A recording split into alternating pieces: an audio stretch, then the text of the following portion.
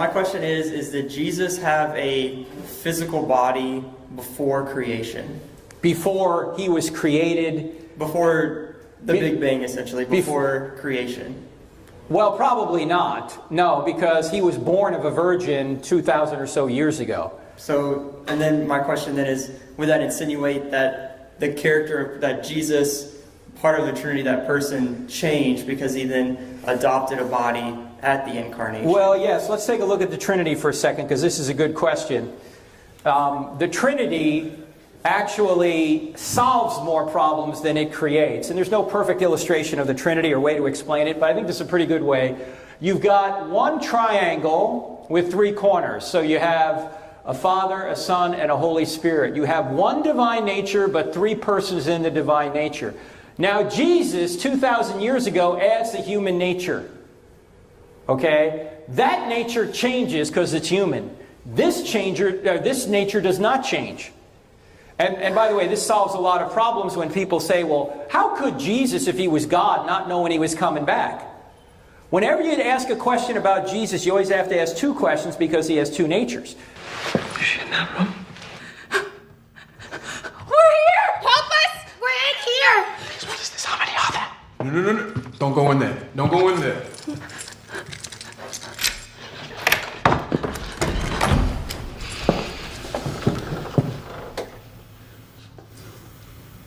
Don't worry. I'll talk to him. He listens to me.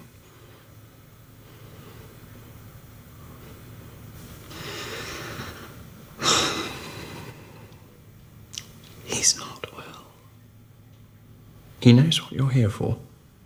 He's not allowed to touch you. He knows that.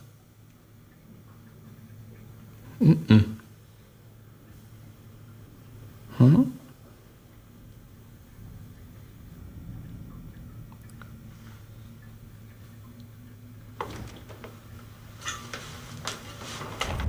Did Jesus know when he was coming back as man? No. Did he know when he was coming back as God? Yes. Did Jesus get hungry as man? Yes. As God? No. My name's Hedwig. I have red socks.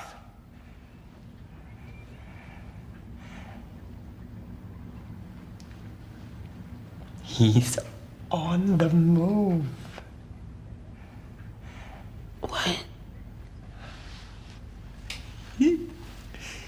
He's on the move. Who?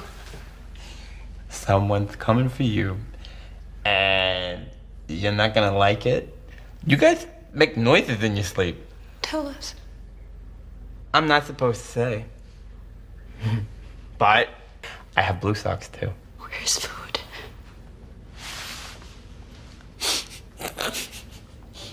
How old are you?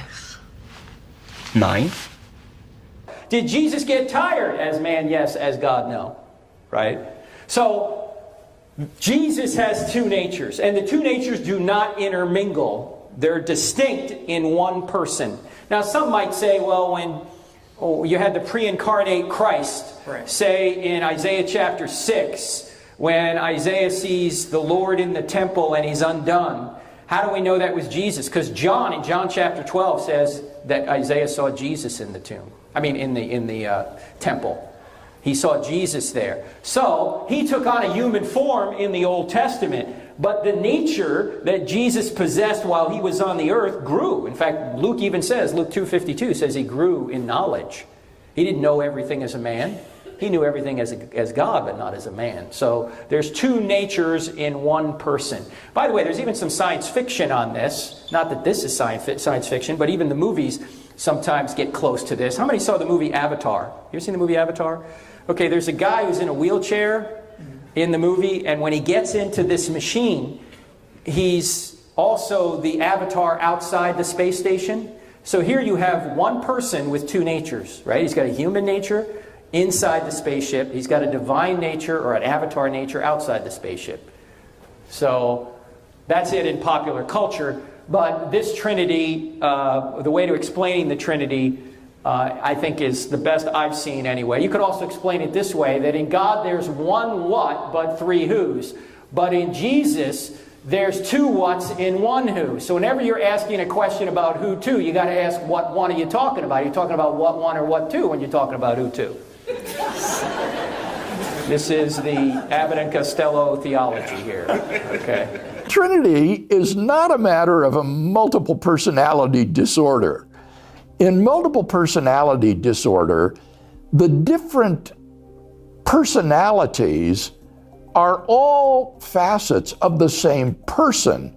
It is one psychologically troubled person who has these different subconscious personalities that can, on occasion, erupt into consciousness and assume the leading role. And sometimes one of these personalities will even be aware of the other two, for example, and talk about them.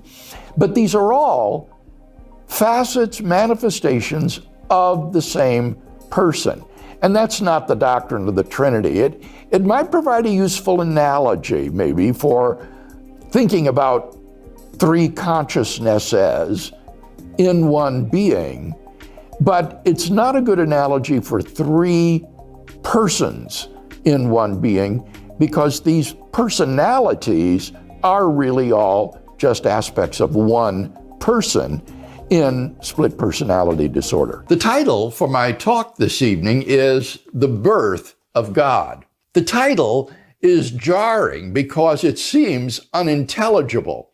How can God, the uncreated creator of all things, have a birth?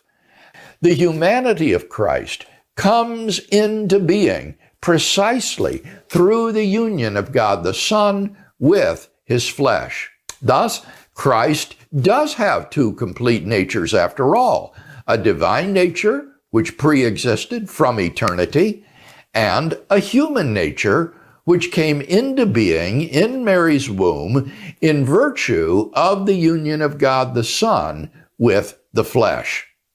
So far, so good. Still, the proposal is not yet adequate.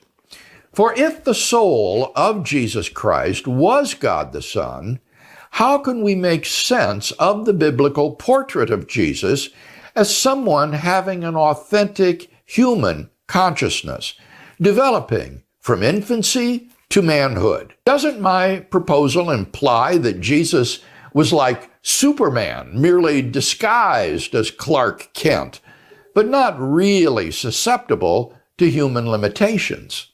I suggest that the superhuman elements of Jesus' person were mainly subconscious. This suggestion draws upon the insight of depth psychology that there is much more to a person's consciousness than what he is aware of. The whole project of psychoanalysis rests on the fact that some of our behavior is rooted in deep springs of which we are only dimly aware, if at all. Think of a person suffering from multiple personality disorder. Here, we have a very striking example of the eruption of subliminal facets of a person's mind into distinct conscious personalities.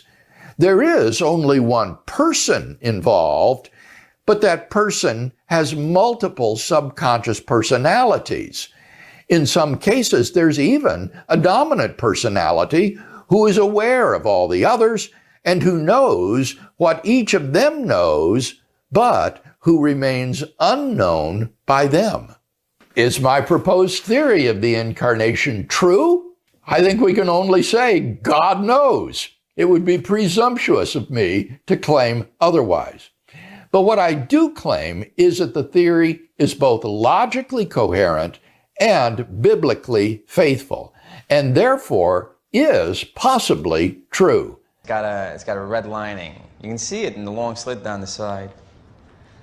We've been talking about silk and wool blend for 20 minutes. Well, can I guess that you emailed me in the middle of the night for an emergency session due to garden variety issues?